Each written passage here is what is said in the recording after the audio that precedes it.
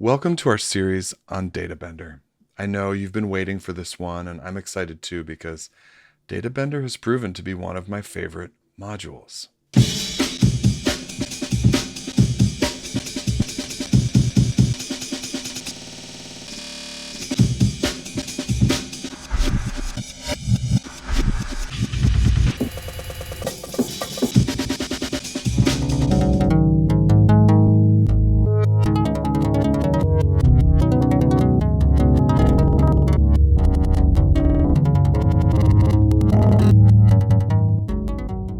In this video, which is video 1 in this series on Databender, we're going to focus on what's known as macro mode. And there are two modes in Databender. There's macro, which is the blue, and then there's micro mode, which is green.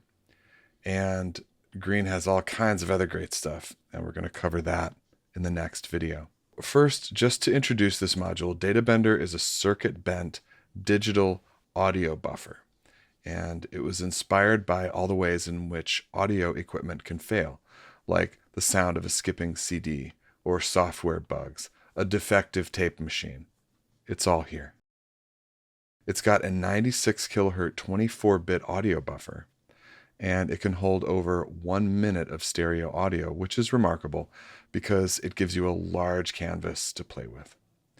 All right, let's get some audio coming through Databender. I have a simple loop coming from Nebula here, and I am clocking Databender in kind of an interesting way. I'm coming out of the end of cycle of Nebulae, and I'm using Bloom sort of like a clock multiplier. So if you've watched our video series on Bloom, shift and divide multiply, I'm all the way down on the fastest one. So that's sending a multiplied clock out the gate to the clock of Databender.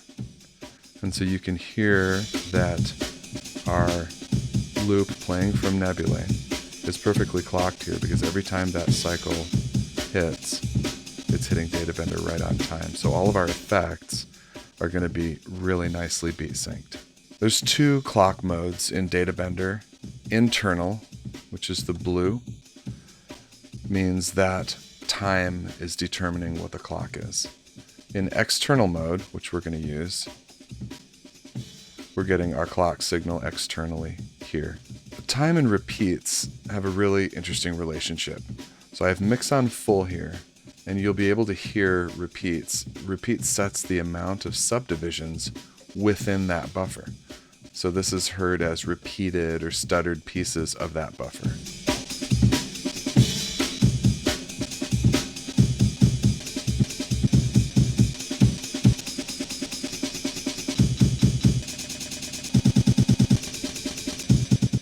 And all the way up into Richard James territory.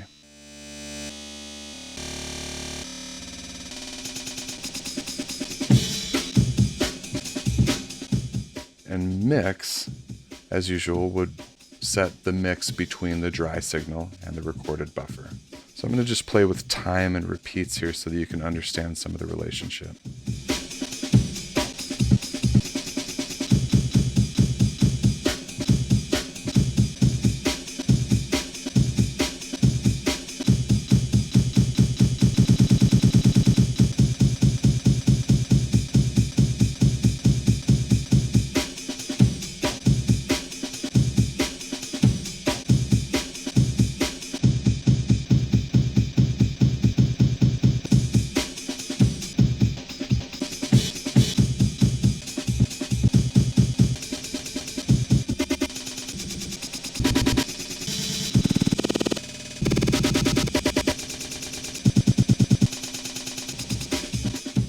Okay, let's talk about bend, break, and corrupt, which is where I think the real fun is. Bend and break manipulate this buffer, and corrupt is an end-of-chain effect to that manipulated buffer. So an example would be, in the guitar world, bend and break might be more like a whammy bar or a slide, where corrupt is like the distortion pedal after the instrument. All right, let's start with bend here. So I'm going to turn it on. Bend is inspired by tape and the way that tape is played back.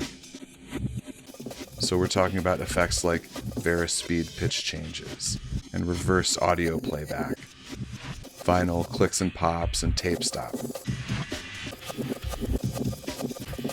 And you can hear that some effects in Bend, like tape stop and pitch slew, aren't introduced until further down the knob.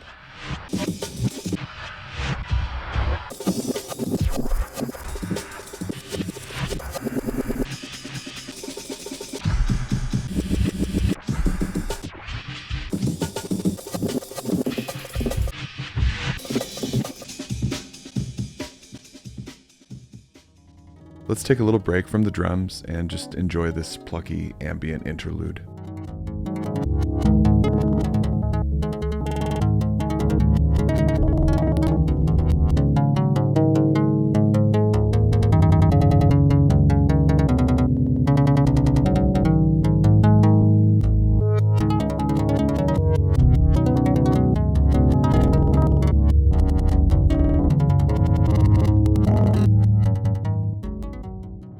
That was nice. Let's get back to it with the break effect. Break emulates the malfunctioning of digital audio devices, like CDs and wireless audio and software bugs. With this control, you'll hear glitches and stutters, like a scratched CD or disjointed playhead movement, synchronized audio dropouts. And break specifically applies to the subdivisions of the recorded buffer. So break and repeats have an interesting relationship.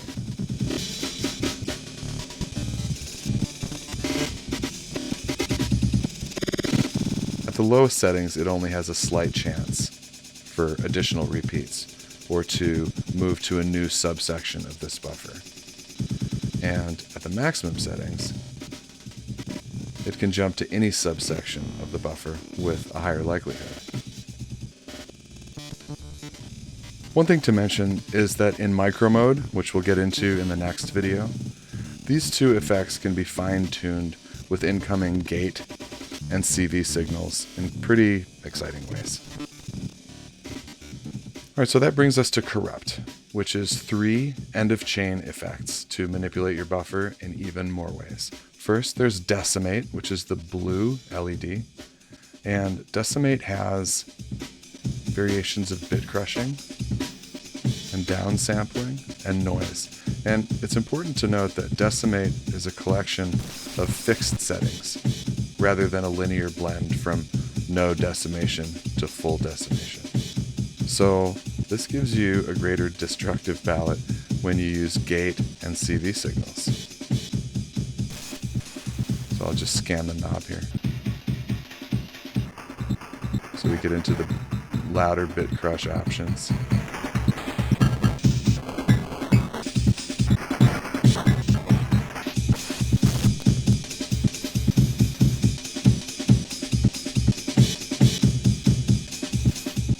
All right, and dropout is the green LED. Dropout controls the amount of audio dropout from the recorded buffer. When the knob is on the left of the range, audio dropouts are less frequent, but they're longer. And when the knob is on the far right end of the range, audio dropouts are more frequent, but they're shorter.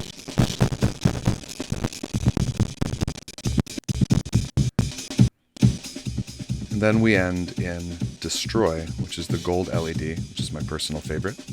And destroy controls the saturation of the processed buffer. The left end of the knob applies a soft saturation, bringing warmth and some gain. But then the right half of the knob takes it to the extreme, blowing up our signal completely. Make sure your input signals are modular level when using destroy, as it'll get extremely loud otherwise.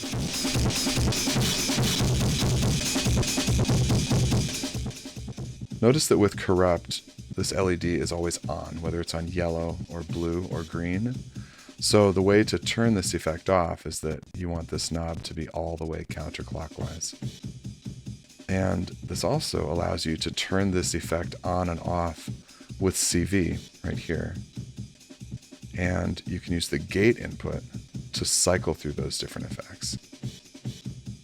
Pretty sweet. All right, we're going to finish up this video with freeze. And freeze freezes the recorded buffer, and it prevents any new audio from being recorded. And this remains in effect until freeze is released, allowing the buffer to record again. And there's two ways to activate freeze: latching or momentary. And these are activated by the shift menu, and we'll check these out in the next video when we get into micro mode. This is a cool technique with mix set to fully dry. You can punch into freeze and get mix as if it was fully wet.